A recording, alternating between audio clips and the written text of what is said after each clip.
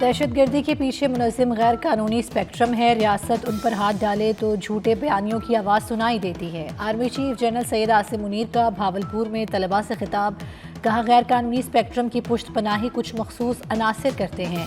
طلباء قومی ترقی میں بامعنی کردار ادا کرنے کے لیے تعلیمی مہارتیں حاصل کریں، سب اپنے حصے کی شمع جلائیں، بلا وجہ تنقید کے بجائے اپنی توجہ کارکردگی پر مرکوز رکھنی ہے۔ ہمیں کبھی بھی اپنے عقیدے، اسلاف اور معاشرتی اقدار کو نہیں بھولنا چاہیے۔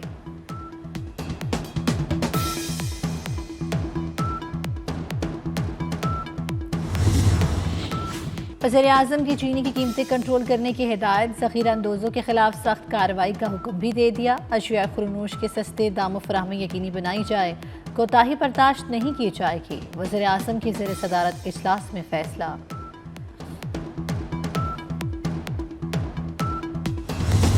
رمضان المبارک کے آغاز پر ہی ناجائز منافع خور سرگرم، بجٹ بازاروں میں بھی مہنگائی کا جن بے قابو، اشیاء ضروریہ کی قیمتیں آسمان کو چھونے لگیں، مختلف شہروں میں سبزیوں پھلوں سمیت چکن کے ریٹس میں دگنا اضافہ، انتظامیہ سرکاری ریٹ لسٹ پر عمل درآمد کرانے میں ناکام، شہری بڑھتی مہنگائی کے ہاتھوں پریشان۔ وزیر اعلیٰ پنجاب کا مہنگائی کے سدباب کے لیے مؤثر اور جامع کریک ڈاؤن کا حکم، ویڈیو لنک اجلاس میں مریم نواز کا تمام کمشنرز اور ڈپٹی کمشنرز کو گراں فروشی کے خلاف مؤثر مہم چلانے کی ہدایت، سرکاری ریٹ لسٹ نمایاں ویزا کرنے کا حکم، ضروری اشیاء خرنوش کی طلب و رسد کی امور کی کڑی مانیٹرنگ اور ذخیرہ اندوزی روکنے کے لیے کارروائی کی ہدایت۔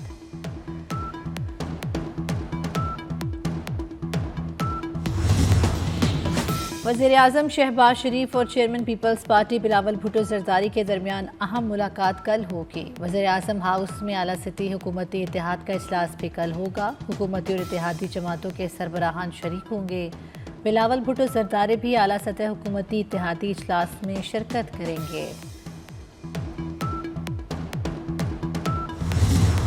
12 اکتوبر دوبارہ مسلط نہ ہوا تو معاشی بحران ختم ہو جائے گا، رانا ثناءاللہ نے کہا۔ وزیر اعظم اور آرمی چیف کی قیادت میں دن رات کام ہو رہا ہے، مہنگائی کی شرح 40% سے 4% تک لے آئے، اس رفتار کو مزید بھی کم کریں گے۔ دنیا پاکستان کے معاشی بحران سے نکلنے کا اعتراف کر رہی ہے، نون لیگی رہنما نے فیصل آباد میں تقریب سے خطاب کیا۔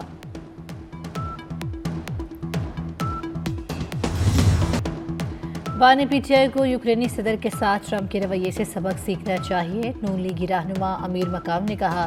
بانی کے خطوط کا انجام صرف ردی کی ٹوکری ہی ہوگا، ان کے خطوط پڑھنے والا کوئی نہیں ہے۔ اپوزیشن کو سول ملٹری الائنس ہضم نہیں ہو رہا، اپوزیشن نے اتحاد بنانا ہے تو دہشت گردی، معاشی استحکام اور بے روزگاری کے خاتمے کے لیے بنائے۔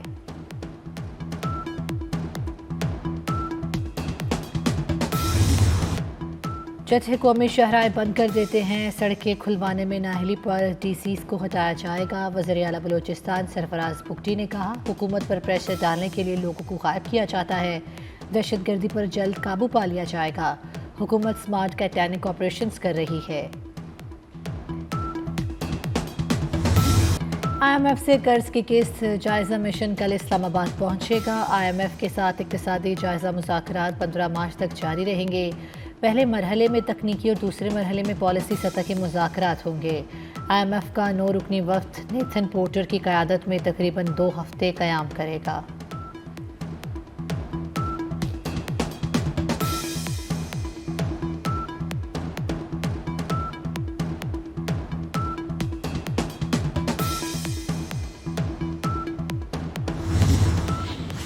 Chairman P C B Mohsin Naqvi سے ڈومیسٹک کرکٹ میں بہترین کارکردگی دکھانے والے کھلاڑیوں کی ملاقات، محسن نقوی کے کھلاڑیوں سے کرکٹ سکلز، پرفارمنس، فٹنس اور ٹریننگ پر بات چیت۔ کھلاڑیوں نے ہائی پرفارمنس سینٹرز میں تربیت، فٹنس اور ڈائٹ پلان کے مسائل سے آگاہ کیا۔ چیئرمین پی سی بی کا تمام اکیڈمیز تک کھلاڑیوں کو رسائی دینے کا فیصلہ، کہا کھلاڑیوں کی فزیکل ٹریننگ کے لیے ٹرینرز کی دستیابی یقینی بنائی جائے گی۔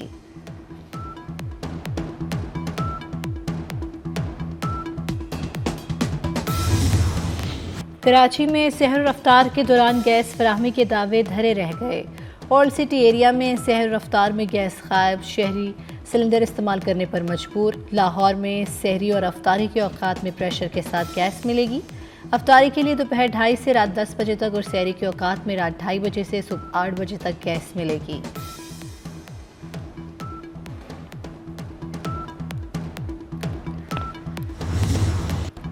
مغربی ہواؤں کا سلسلہ ملک میں داخل، موسلادھار بارشوں کی پیش گوئی۔ لاہور، فیصل آباد، سیالکوٹ سمیت پنجاب کے مختلف اضلاع میں شدید بارشیں متوقع۔ کوئٹہ، پشین، مستونگ، چمن، قلعہ عبداللہ میں مزید بارش کا امکان۔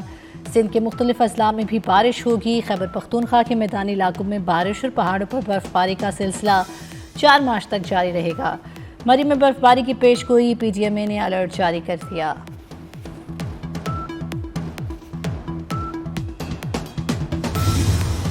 ایف آئی اے کارمغان کے گھر چھاپہ مارنے والی ٹیم کے بیانات قلم بند کرنے کا فیصلہ۔ ایف آئی اے نے سندھ پولیس کو خط لکھ دیا، تمام پولیس اہلکاروں کے بیانات لیے جائیں گے۔ ٹیم ارمغان کے بنگلے کا دورہ بھی کرے گی۔ پاکستان اور آئی ایم ایف کے مذاکرات کل ہوں گے۔ آئی ایم ایف کا وفد مذاکرات کے لیے کل اسلام آباد پہنچے گا۔ پاکستان اور آئی ایم ایف وفد کے $1 ارب قرض کی قسط کے لیے مذاکرات ہوں گے۔ اور چیمپئنز ٹرافی، بھارت نے نیوزی لینڈ کو 44 رن سے شکست دے دی۔ پہلا سیمی فائنل آسٹریلیا اور بھارت کے درمیان 4 مارچ کو ہوگا۔ دوسرا سیمی فائنل نیوزی لینڈ اور جنوبی افریقہ کے درمیان 5 مارچ کو ہوگا۔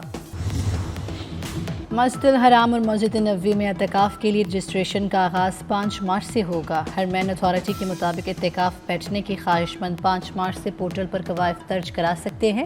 اعتکاف کے لیے مقررہ تعداد مکمل ہونے تک رجسٹریشن جاری رہے گی۔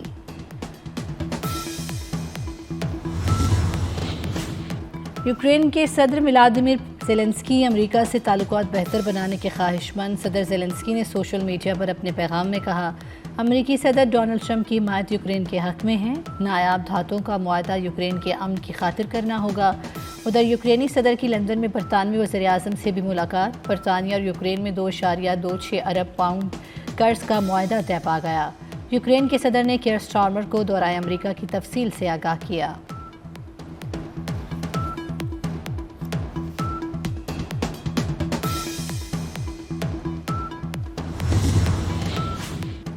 فرانس کے صدر ایمانوئل میکرون کا ٹرمپ اور زیلنسکی سے ٹیلی فونک رابطہ، کشیدگی کے حوالے سے گفتگو، امریکی اور یوکرینی صدور سے تحمل کا مظاہرہ کرنے کی اپیل۔ صدر ایمانوئل میکرون نے کہا، ایک دوسرے کا باہمی احترام ہوگا تو ہم آگے بڑھ سکتے ہیں۔ اس وقت کچھ داؤ پر لگا ہوا ہے اور وہ زیادہ اہم ہے۔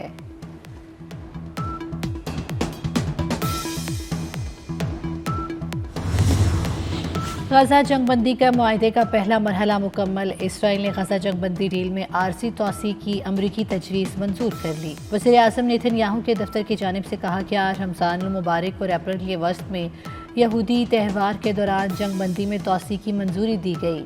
جنگ بندی کے پہلے روز زندہ یا مردہ یرغمالیوں کی نفس تعداد کو اسرائیل کے حوالے کیا جائے گا۔ حماس یا جنگ بندی معاہدے کے ثالثوں کی جانب سے تاحال کوئی رد عمل سامنے نہیں آیا۔ دوسری جانب اسرائیل نے غزہ میں امدادی سامان کی ترسیل روک دی ہے۔